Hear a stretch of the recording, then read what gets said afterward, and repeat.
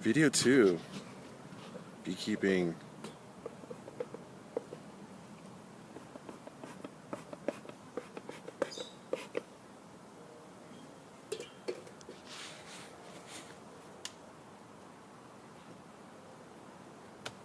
Sounds like there's a lot in here.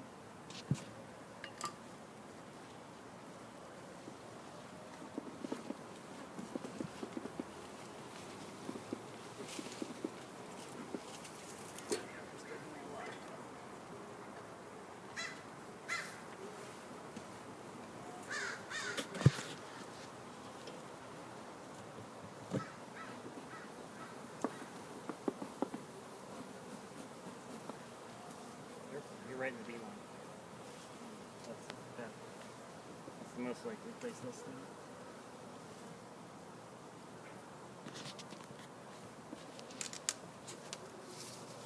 Let me see it while I open this.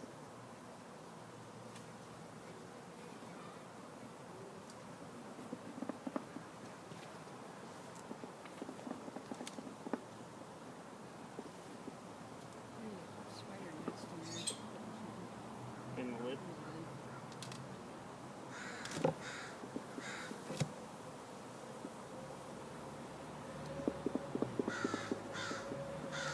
There was a ton of drones. Jesus Christ.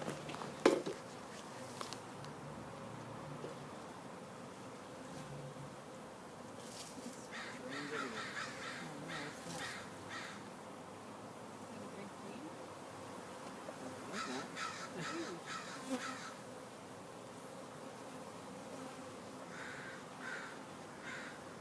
That's a drone. That's what a drone looks like. See those big eyes? Can I get a close-up? Yeah. Let's see. That is a drone. He's got really big eyes. The queen would have a different sized body. Woo! And he's got pelted. Let me see that. Yeah, there's a lot of drones in this hive right now. So they either swarmed or gonna swarm. Let's see if they have already. This was empty before, this whole top hive. Oh yeah, there's a lot of really big ones. Those are all drones. Big black butts. Yeah, those are all males. That means that they're mating or have mated. The swarm is usually right after a nuptial flight, so they produce more males so that they can have lots of aerial sex. So predominantly a hive is made up of females? Yeah, they don't produce males unless they're planning on mating, and then they kill them off after they're... All the workers are female. All the workers are female. Oh, cool. Some of them protect the hive. They have job assignments. Some of them are like security, and some of them are... some of them take care of all the babies. They're called nursery bees. Nice. Males are really just for sperm. They Yeah. don't do anything except mate.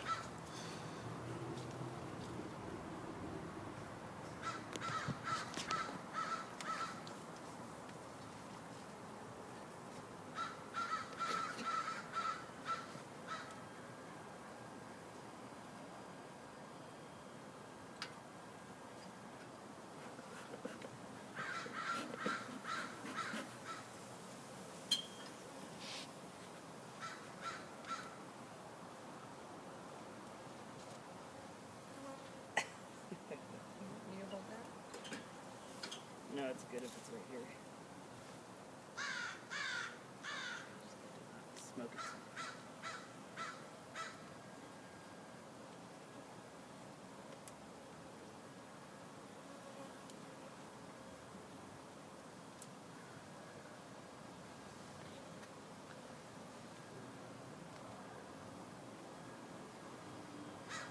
We repainted the mural over here around the corner yesterday, and it was fun. We put a whole bunch of bees inside the mural. Wow. That was a good capped honey. There's not even any babies in there.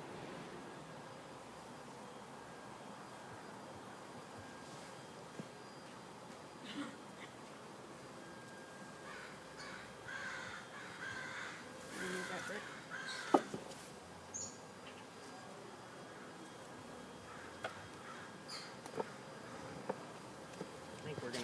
hive today.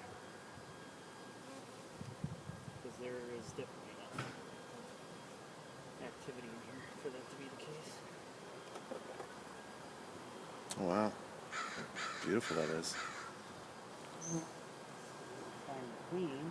She probably went down lower because I'm smoking up here.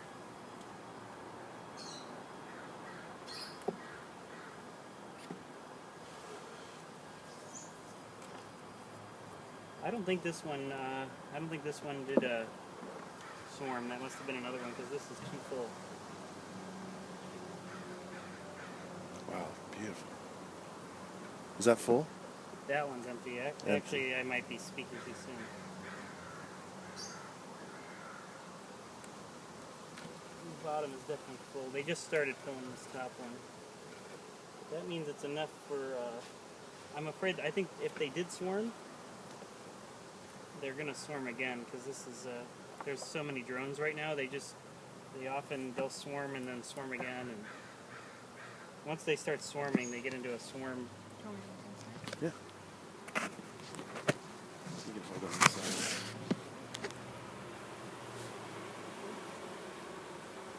There's more brood and more honey than there was last time by like at least a third or 2/3 more. They almost have this hive full, so it's a good time to split it. Yeah, there's a lot of bees in here, so that's good. They got the whole bottom hive filled because I switched that last time. And mostly all of this is stored honey on the top, which is a good sign. You can tell the difference by looking at it? Yeah, I'll show you. I'll probably go into the bottom one because I need brood. Yeah, like these. Let's take a look at these. Let's see, we got a lot of drones. They are definitely about to swarm, if not have already. But I don't think they have. There's not a lot of missing bees. Sometimes they send out an initial small swarm before they do a bigger swarm. If I find the queen, I'll show her to you. It's sometimes people mistake drones for the queen but if you look at those big old eyes, the drones have big old eyes. The queen has a long body and small eyes. Oh look, there's one hatching right now. See right there?